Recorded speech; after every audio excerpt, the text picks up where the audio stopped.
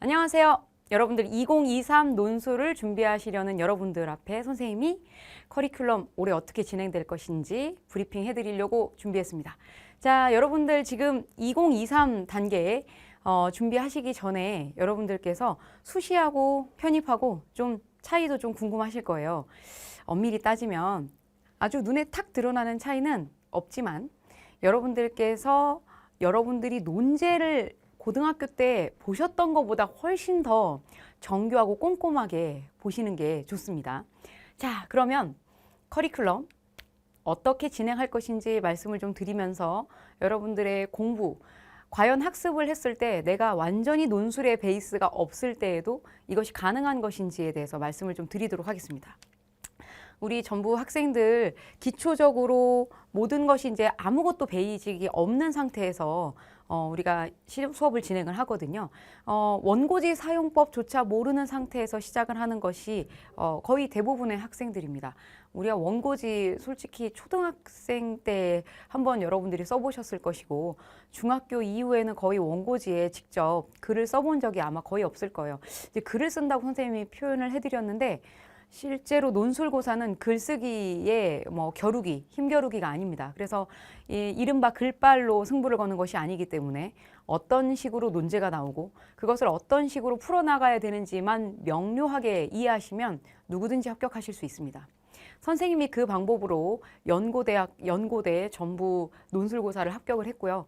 그 방식이 여러분들에게 증명하기 위한 것이었기 때문에 훨씬 더 명확하게 말씀을 드릴 수 있을 거라고 생각을 자신 있게 말씀드립니다. 자, 맨 처음에 기초 단계 우리가 진행을 할 건데요. 1차식이라고 표시를 했습니다. 자, 첫 번째 시작하는 논술에 대해서 사실은 베이직이 없는 친구들 혹은 고등학교 때 3학년 때 잠깐의 논술학원을 통해서 논술의 경험을 쌓으신 분들 사실은 기초부터 다시 닦으셔야 될 필요가 있습니다. 왜냐하면 아마 여러분들이 고등학교 때 굉장히 많은 다양한 학교들의 논제를 이것저것 아마 경험을 하셨을 거예요. 우리는 딱 학교가 2개뿐입니다. 최상위 대학이죠. 서울대를 제외한 연세대 고려대에서 출제하는 유형 그리고 그 학교에서 원하는 답안의 방향성이 분명히 있습니다. 그래서 여러분들께서는 그 방법에 정확하게 맞추어서 학습을 하는 게 좋기 때문에 다시금 논제가 어떻게 나오는지를 확인해 보셔야 돼요. 자, 요약 논제가 나옵니다. 그래서 요약, 비교, 설명, 평가 이 4가지의 과정을 기초와 기본의 단계에서 선생님이 해결을 해드릴 거예요. 기초 단계에서는 이 4가지 유형에 대해서 이해하는 정도로 우리가 진행을 할 거고요. 그리고 기본 단계에서는 이제 완전히 실전 논제에서 나오는 그 문제들을 풀어낼 수 있는 역량을 조금 확보하기 위해서 준비를 할 겁니다. 논제가 이런 식으로 나와요. 비교를 해라. 제시문 2개도 비교하게 하고요. 3개도 비교하게 하고요. 연세대학교에서는 4개도 비교하게 합니다. 2019 학년도와 2021 학년도에서 4개 비교하기 시험 문제가 나왔어요. 그래서 제시문 4개까지 여러분들이 비교할 수 있는 역량을 확보하시는 것을 기초와 기본 단계에서 준비를 할 겁니다. 자, 그런데 과정에서 당연히 2개 비교하는 것보다 3개 비교하는 게 어렵고 3개 비교하는 것보다 4개 비교하는 게 훨씬 더 어렵기 때문에 기초와 기본 단계에서 여러분들이 최종적으로 파이널 때 제시문 4개 혹은 5개까지 나와도 비교할 수 있는 역량을 확실하게 잡을 수 있는 바로 그 단계가 기초 단계죠. 그래서 여러분들이 공통점과 차이점을 물어본다라는 거, 비교를 물어보면 어떤 걸 써야 되는지 머릿속에 빠삭하게 정리가 될 수 있는 그런 단계가 기초 단계예요. 자, 논제가 이렇게도 나옵니다. 설명을 해라. 그래서 가를 바탕으로 나를 설명해라. 가를 바탕으로 나를 논해라, 논증해라, 해석해라, 분석해라. 다 같은 맥락이에요. 설명을 하라 라고 정확하게 나와 있으면 설명을 하는데 되게 애매한 논제가 있어요. 논하시오. 이번에 2022 학년도 고려대학교 논제에서 논하라 라고 되어 있지만 전체의 내용은 그냥 설명만 하고 끝내면 안 되는 문제였습니다. 평가를 해야 되는 상황이었죠. 그래서 이 논하라는 설명하시오와 동시에 논평하라라고 나오기도 하고 이 평자가 없어진 상태로 논하라라고도 나오기도 합니다. 기초 단계에서 여러분들께서 그 논하라, 논평하라라고 하는 그 기본기를 정확하게 이해를 하셔야 여러분들이 이 표현 자체의 차이점, 설명하시오와 평가하시오의 그 차이점이 어떤지를 여러분들이 분명히 이해하실 수 있을 겁니다. 자, 그래서 논평하라, 비판하라, 비판적으로 분석하라, 타당성을 논증하라 라고 하는 거를 여러분들하고 기초 기본 단계에서 모조리 섭렵하실 거예요. 그러니까 걱정하지 않으셔도 됩니다. 우리가 기초 단계에서는 여러분들이 논제를 보고 어떻게 글을 써나가야 되는지 그 구조와 방법에 대해서 선생님이 계속 말씀을 해드릴 거예요.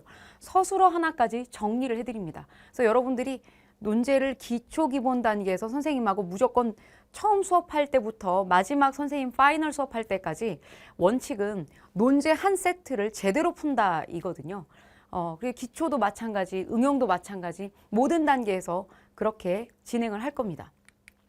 자, 우리가 응용 단계, 이 응용 단계를 보시면 도표, 그래프, 자료, 그 다음에 문학작품 제시문, 역량을 키우는 단계라고 선생님 말씀을 드렸어요. 이 기초와 기본 단계가 끝난 다음에 새로운 논제가 아니라 새로운 제시문을 당황하지 않고 어떻게 풀어낼 수 있는가에 대한 역량을 제시를 해드릴 거거든요. 역량을 쌓을 수 있는 방법을. 그래서 이 단계가 들어가면 기초, 기본은 완벽하게 끝난 상태라고 보시면 됩니다.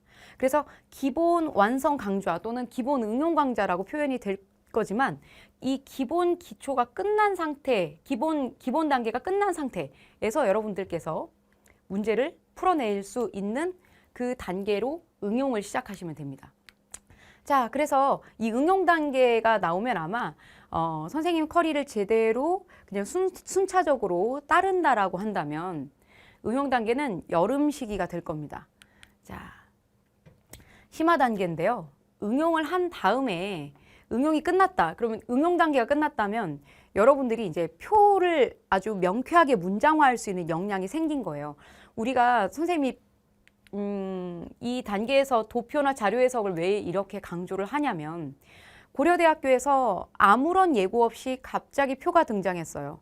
물론 마찬가지로 연세대학교 사회계열에서 먼저 표가 제시가 되기 시작했는데 아무런 예고 없이 갑자기 제시가 됐죠. 우리 편입 논술에서는 모의 논술 같은 걸 보지 않거든요. 미리 얘기해주지 않습니다. 우리 어떤 문제를 시험 문제로 제시할 거야 라고 아무것도 제시하지 않기 때문에 여러분들이 스스로 나올 수 있는 그 모든 가능성에 대해서 대비를 하셔야 돼요. 물론 선생님 커리큘럼 안에서 그것을 다 포지셔닝을 해놨기 때문에 따라오시면 됩니다. 여기서 여러분들이 표에 대해서 표를 읽고 어떤 내용인지 이해를 하셨다면 이것을 문장화하는 역량을 키우시는 단계가 바로 심화 단계에서 완전히 탄탄하게 다지게 될 거예요.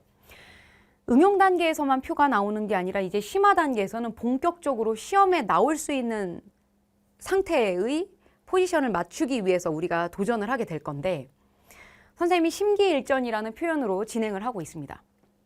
그래서 여러분들께서 이 심화 단계로 가시기 전에 표에 대한 적응력을 키우지 못하시면 갑자기 좀 어렵다고 느낄 수 있어요. 그래서 응용 단계가 반드시 필요합니다.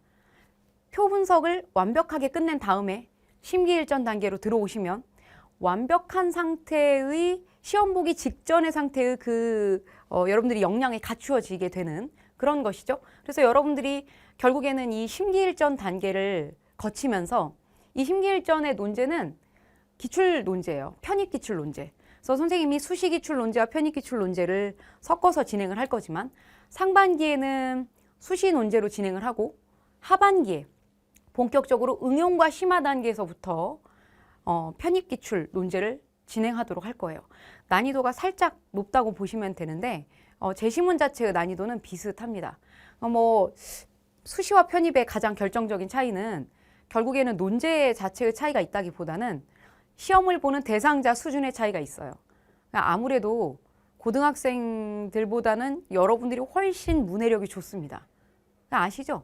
나이 먹으면서 암기력은 떨어지지만 문장을 읽고 이해하는 역량은 훨씬 더 출중해지거든요.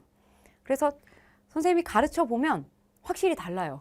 아, 역시 나이는 그냥 먹는 게 아니다 라는 생각이 드는데 이 얘기는 여러분들에게 굉장히 좋은 얘기인과 동시에 그만큼 나의 경쟁자들도 모두 이해력이 좋아진 상태로 시험에 임하겠구나라는 것을 여러분들이 기억을 하신다면 이 심기일전 단계에서 어떻게 내가 문장 수준까지 다듬어서 채점자에게 보기 좋은 형태를 만들어줄 수 있는가. 그리고 이때 여러분들이 아마 시간 관리까지 완벽하게 정리가 될 거예요. 현장에서는 2단계에서 이 심화 단계에서 본격적으로 시간을 재고 학생들에게 문제를 풀어서 걷어서 그것을 채점을 해서 성적까지 쫙 매깁니다. 그게 굉장히 의미가 있어요. 왜냐하면 논술은 그냥 봤을 때 느낌적으로 얘가 좋아가 아니라 정확한 기준에 따라서 채점을 하게 되어 있습니다. 그 채점을 하기 때문에 1등부터 나래비를 세워서 등수를 쪼개서 여러분들을 3배수까지 뽑게 되는 거죠. 따라서 여러분들이 이 단계에 이르러서는 시간 철저히 지켜주시고 그 다음에 표에서 배웠던 그 역량을 여기에서 쌓는 그 단계라고 생각을 하시면 될 것 같습니다. 문장까지 다듬고 여러분들이 이 단계에서만큼은 내가 지금 시험 봐도 괜찮겠다라고 하는 상태를 만들어 주신다고 생각하시면 돼요. 이제 뭐 결국에는 기초 단계, 응용 단계, 심화 단계 이렇게 3단계로 구성이 되어 있다고 생각하시면 되고요.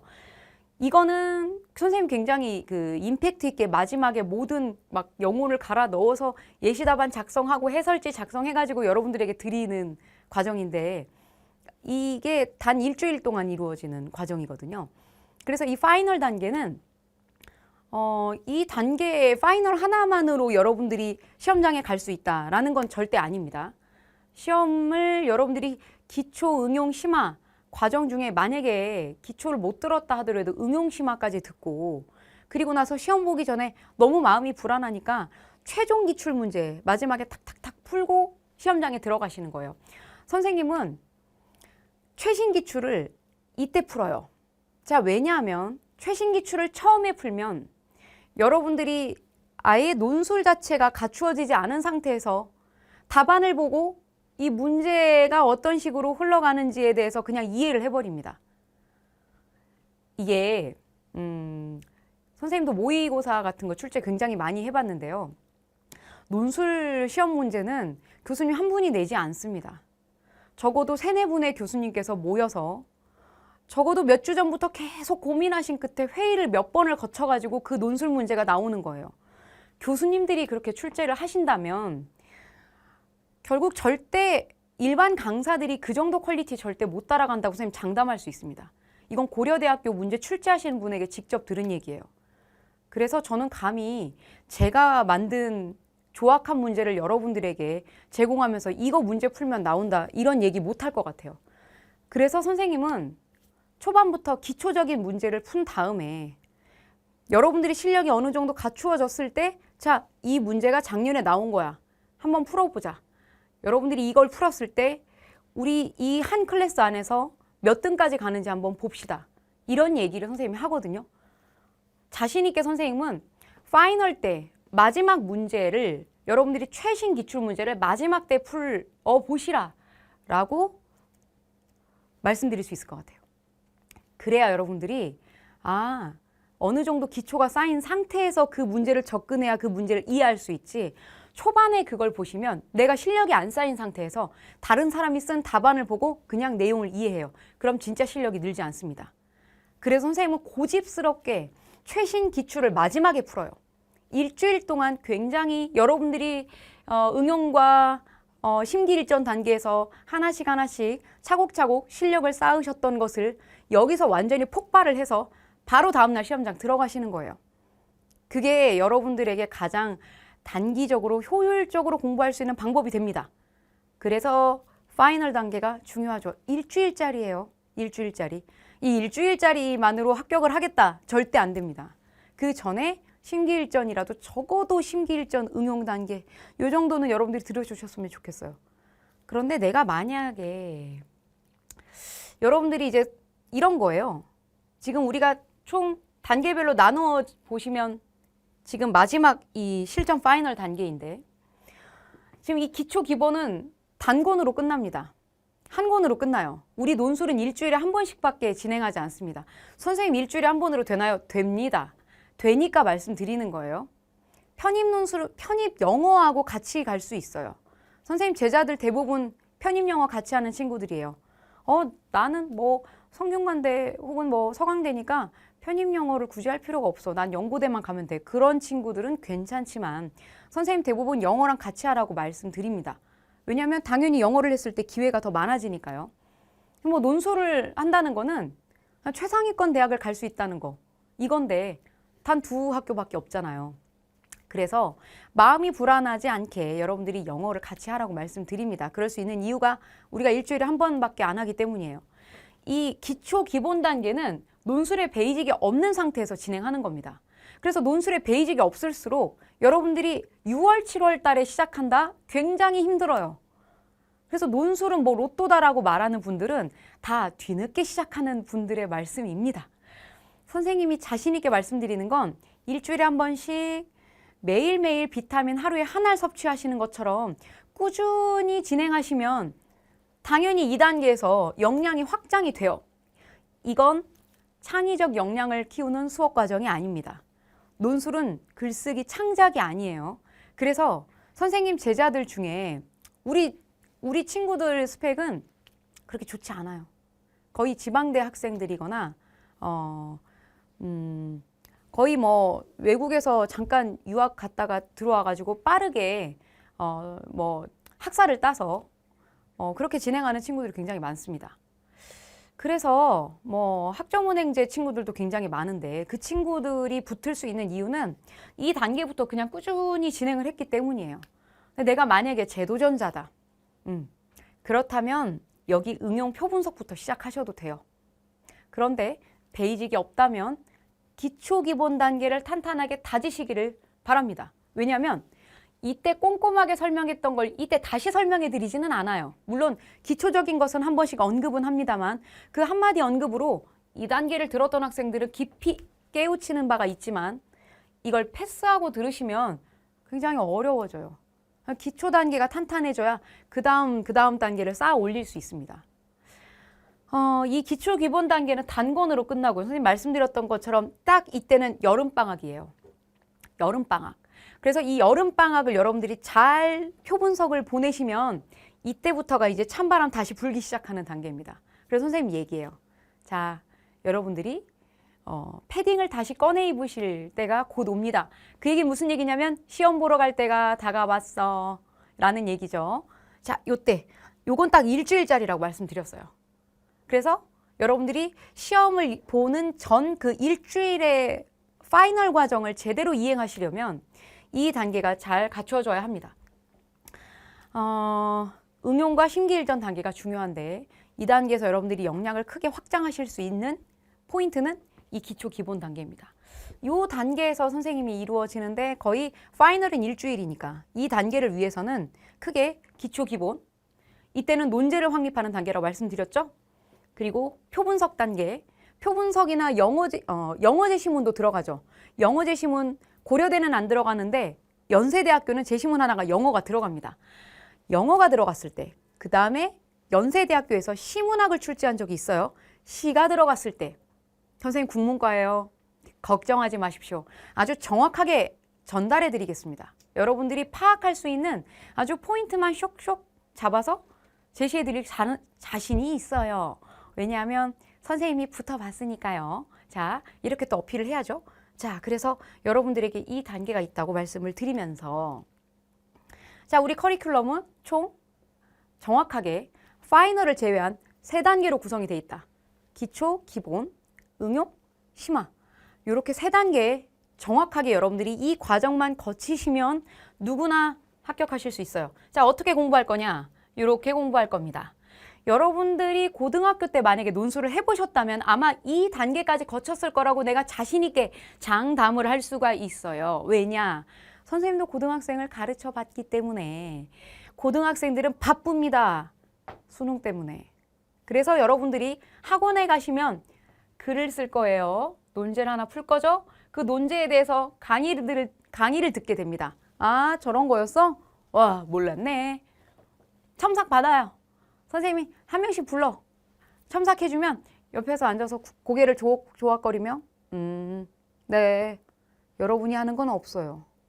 그러니까 여러분이 하는 건 글쓰기밖에 없습니다. 그리고 나머지 선생님이 설명하죠. 옆에서 선생님이 첨삭해주죠. 딱 여기까지 여러분들이 고등학생들이 하는, 내가 보기에도 이건 맥시멈이야. 고3 학생들에게. 왜냐하면 수능이 너무 급하단 말이야. 그리고 재학생은 더 최악이에요. 내신까지 첫 번째 학기에는 관리를 해주셔야죠. 2학기 때 내신은 뭐 크게 신경 안 쓴다고 하더라도 굉장히 고3들은 힘들어요. 그래서 이것도 제대로 논술학원을 커리큘럼대로 잘 다니는 친구들은 거의 없고요. 자, 돌이켜보시면 선생님 저 고등학교 때 논술 해봤어요. 이렇게 말하는 친구들 중에 1월부터 꾸준히 1년 동안 풀커리를 다 탔다. 이렇게 말하는 학생들이 10%도 채 안 됩니다. 저한테 상담하는 학생들이. 거의 대부분 6월 모평 이후에 여름방학부터 학원에 다니기 시작했어요. 자, 그러면 얼마큼 준비했냐? 7, 8, 9, 10월 달 시험 보러 가요. 좀 늦는다? 11월 달에 시험 보러 가는데 넉 달을 하면 논술 몇 번 준비하는 거냐? 한 달에 4번이에요. 4, 4, 16. 16번 글 쓰고 합격하겠다? 아, 그게 너무한 거 아닌가? 라고 선생님은 되묻고 싶어요. 너무하지 않았어? 그때? 16번만 논술학원 갔다 오면 합격을 한다. 와, 그게 그만큼 해서 합격할 수 있다라고 말하면은 그게 사기꾼인 것 같아. 얘들아, 그렇지 않아요? 난 그건 아닌 것 같아요. 여러분들이 연고대를 편입을 하겠다. 아우, 연고대는 글쎄요. 우리가 수능으로 가려고 그렇게 노력을 해도 굉장히 어려웠던. 편입을 하려고 봤더니 편입 영어로는 안 봐. 논술고사를 봐야 돼. 심지어 연세대는 영어 성적까지 아예 안 보는. 고려대는 지금 영어가 없잖아요. 뭐 코로나 때문에 없어지기는 했지만 코로나가 갑자기 올해 오늘부터 종식 이럴 것 같지는 않습니다. 그렇다면 여러분들은 논술을 준비를 하시는데 이번엔 제대로 준비해서 연고대 붙으시면 어때요? 연고대 합격한 친구들이 선생님에게 꼭 얘기해요. 내가 고등학교 때 널 만날 걸 그랬다. 그쵸? 지금이라도 늦지 않았어요. 여러분들 얼마나 좋아. 내가 나이만 조금 어렸으면 난 진짜 마지막까지 갔어. 근데 여러분들 자리를 내가 뺏을 수는 없잖아. 그래서 선생님은 1차만 딱 붙고 싹 빠져. 선생님 자기소개서도 일부러 안 냈어요. 우리 제자들 하나라도 더 붙어야 나는 그게 내가 사는 길이니까. 근데 여러분들이 좀 이제는 제대로 해야 된다라는 그 마인드를 장착을 하시고 일주일에 한 번은 내가 제대로 이거 뭐 내가 일주일에 한 번 24시간 해야 됩니다. 그 얘기가 아니에요. 우리 수업 시간 3시간이에요. 여러분들이 따로 복습하는 시간 그리고 따로 먼저 글 쓰는 시간 해봤자 2시간이야. 5시간입니다. 하루에 영어 공부 얼마나 할 거예요? 하루에 영어 공부? 적어도 6시간은 하지 않을까요? 6시간? 길게 하면 여러분들 그 종합반에 있는 친구들 보면 하루 왼종일 영어를 하시던데 그래도 되게 힘들어요. 왜냐하면 영어 내가 봤더니 서강대학교 한 문제 풀 수 있으려나? 나 거의 찍었던 것 같아. 그것도 못 읽겠던데 너무 영어 단어가 너무 어려워가지고 와 애들 진짜 대단하다. 나 정말 존경합니다. 여러분들 편입 영어 하시는 분들 나 진짜 대단하다고 생각해요. 거기서 조금의 노력만 탁 여러분들이 얹으시면 연고대 가실 수 있어요. 우리 제자들 중에 이런 친구들도 있어요. 서울여대까지 다 떨어졌는데 연대가 붙었어. 어쩔 뻔했어. 논술 안 했으면. 그럼 뭐 서울여대가 이게 학교를 비하하는 게 절대 아닙니다. 서울여대까지 다 떨어졌는데 지금 연대가 됐다니까. 너무 좋잖아. 그런 거예요. 우리 제대로 해봅시다. 여러분들이 글을 쓰실 거예요. 죽이 되든 밥이 되든 한번. 그리고 나서 선생님 강의를 듣겠죠. 물론 첫날은 강의를 먼저 듣는 게 앞에 하나 더 있겠지만 그 주중에 선생님 수업을 듣는 과정에서의 이 말하자면 타임라인을 제시해 드리는 거예요. 먼저 글을 쓰신 다음에 강의를 들으시고 그 다음에 첨삭을 선생님이 해드릴 거예요. 1대1로 해드릴 거예요. 물론 현장에서. 여러분들이 인강을 들으신다. 선생님이 첨삭해요. 선생님 그래서 그게 문제예요. 내가 너무 혼자 몸이 10개가 아니기 때문에 첨삭이 언제가 난리가 나냐면 여러분들 자기소개서 써야 되는 때와 그 다음에 선생님 자기소개서도 첨삭을 하니까 자기소개서와 갑자기 마지막에 인강을 듣는 친구들이 몰려요. 그게 언제냐면 11월이야. 되게 안타까워 죽겠어. 그러니까 꾸준히 첨삭을 받았던 학생들이 굉장히 중요한데 선생님이 그러면 그 학생은 현강 학생처럼 기억이 나요. 그래서 좀 신경을 쓰죠. 여러분들이 논술을 강의만 듣고 끝난다. 그 좀 아쉬운 거예요. 논술은 글쓰기인데 논술의 꽃은 첨삭이에요. 네, 그쵸? 첨삭이 중요합니다. 일주일에 한 번씩 받으셔야 돼요. 강의를 듣고 첨삭을 받아요? 그럼 그거 그냥 눈팅하고 끝나시면 안 되고 리라이팅 하셔야 됩니다. 다시 써보기를 해주시는 게 좋아요. 이거 15분 정도밖에 안 걸려요. 꼭 하세요. 자, 선생님이 이거보다 복습을 조금 촘촘하게 하겠다. 이런 과정으로 제시를 해드립니다. 자, 1차 답안 작성을 하겠죠. 글쓰기. 그러면서 그 다음 단계 수업 듣기를 하게 되겠죠. 그러면 수업을 듣고 첨삭을 바로 봤는데 첨삭을 받기 전에 이 과정이 있습니다. 2차 답안 수정.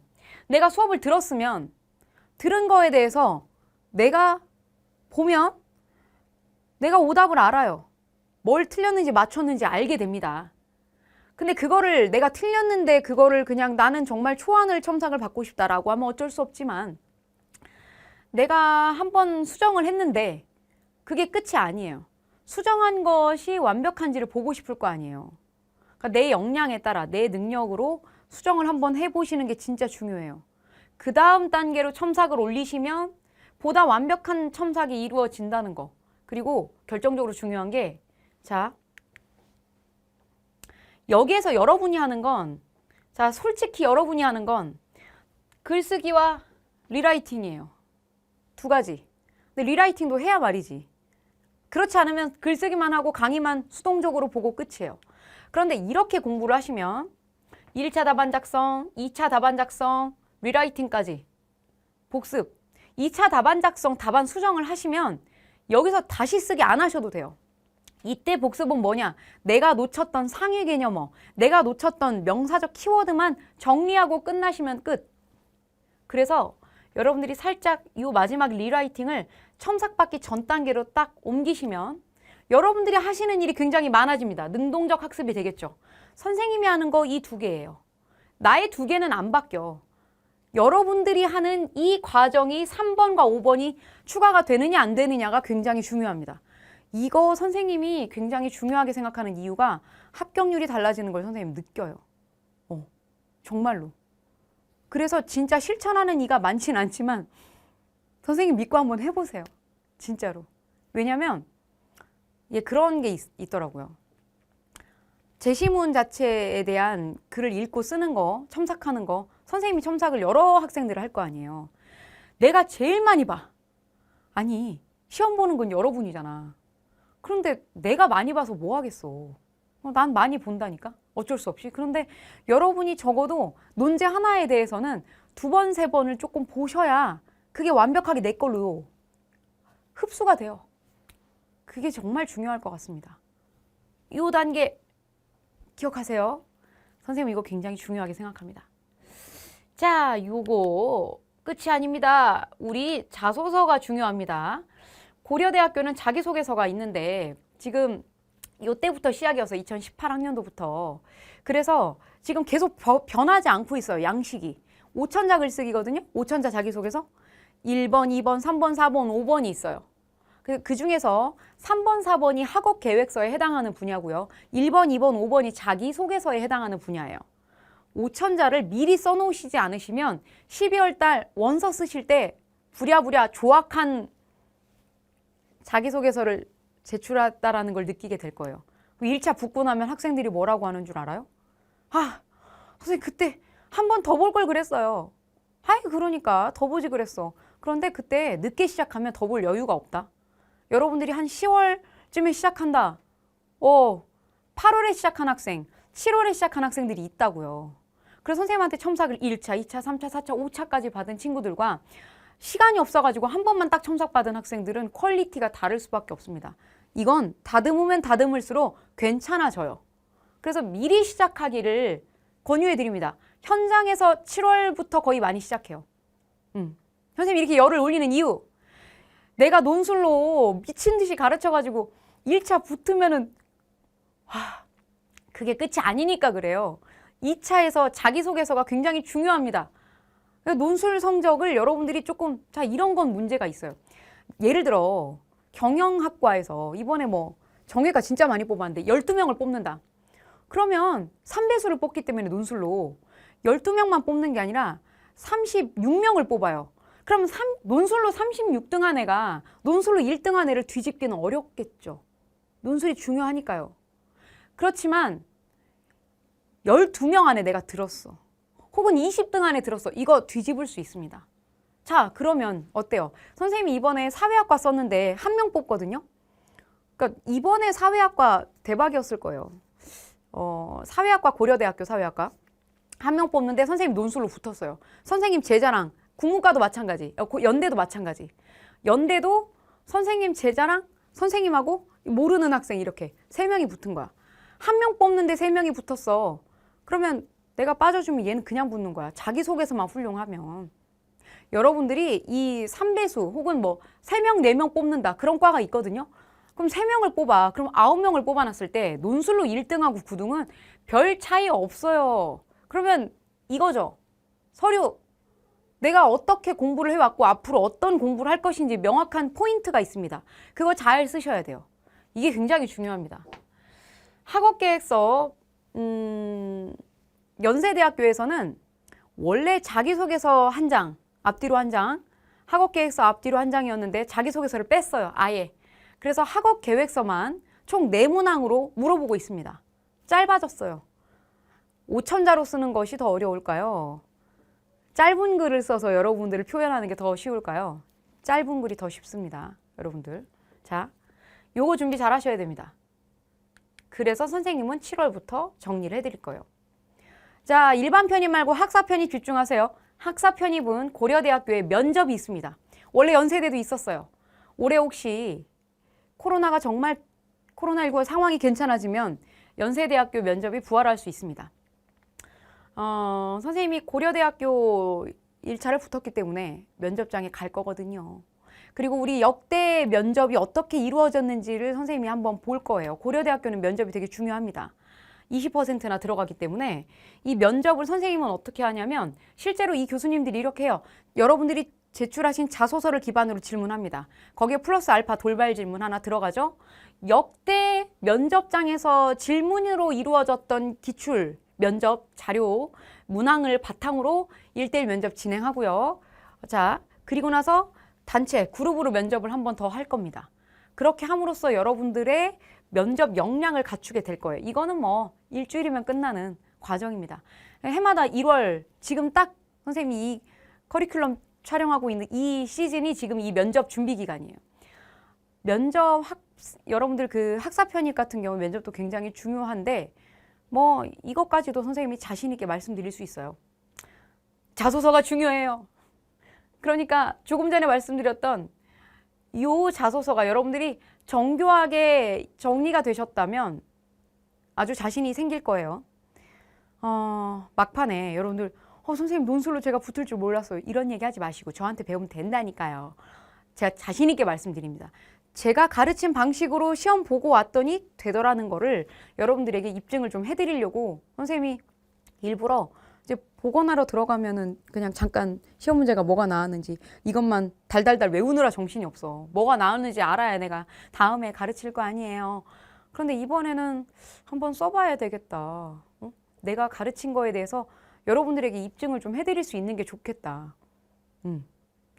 둘 다 붙을 수 있습니다. 연대와 고대를 모두.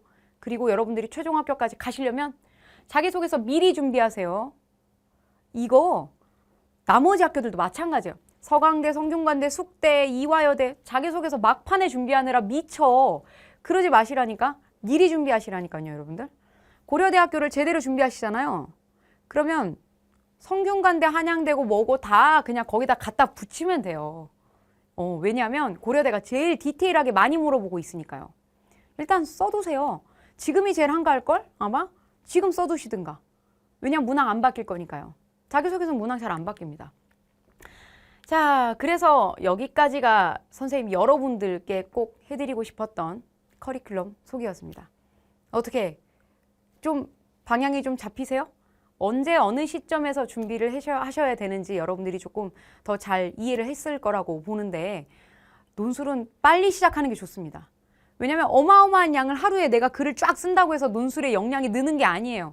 오랫동안 내공이 좀 필요한데 일주일에 한 번씩 논술을 좀 풀어보면서 시간이 좀 지나야 여러분들이 어떤 개념으로 문장을 접근해야 되는지가 하나씩 쌓이게 될 거예요. 걱정하지 마시고 선생님하고 함께 커리를 쫙 타서 2023의 합격의 영광을 누리시기를 기원합니다. 오늘 여기까지 마치도록 하겠습니다. 수업 시간에 만납시다. 안녕!